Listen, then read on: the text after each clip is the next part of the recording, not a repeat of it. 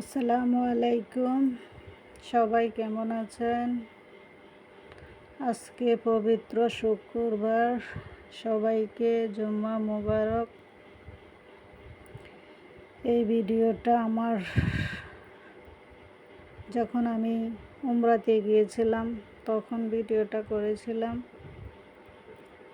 আল্লাহর কাছে অনেক শুকরিয়া যে আল্লাহ আমাকে পবিত্র কাবা ঘরের মেহমান করেছে, ডেকেছে।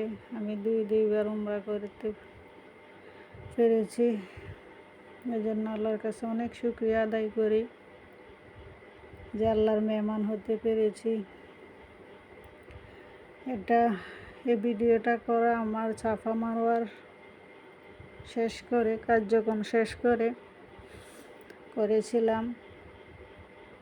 উমরা তওয়াফ শেষ করে সাফা মারওয়া এসে 7 বার স্টার্ট থেকে 7 বার রানিং করা, হাঁটতে হয়। হেঁটে 2 রাকাত নফল নামাজের মাধ্যমে উমরা কার্যক্রম শেষ করে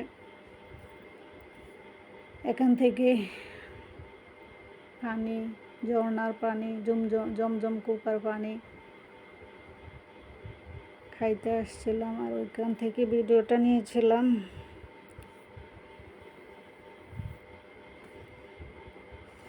যখন সাফা থেকে মারওয়া, যারাই উমরা করেছেন তারা জানেন সাফা থেকে মারওয়া হাঁটার সময় একটু ক্লান্ত অনুভব হয়। আমিও বারবার ক্লান্ত হয়ে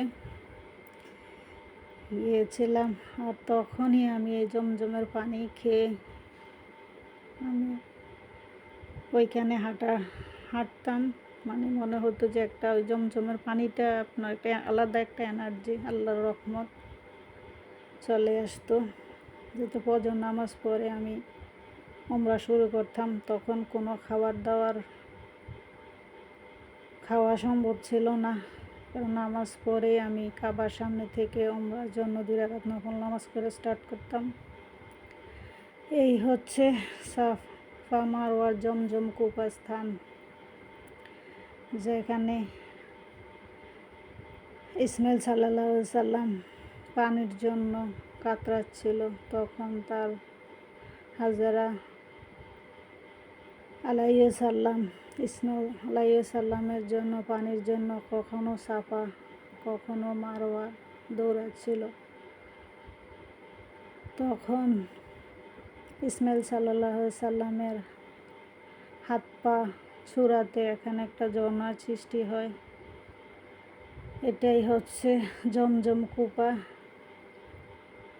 স্থান, যেখান থেকে এই কূপা পানি উত্তোলন করা হয়।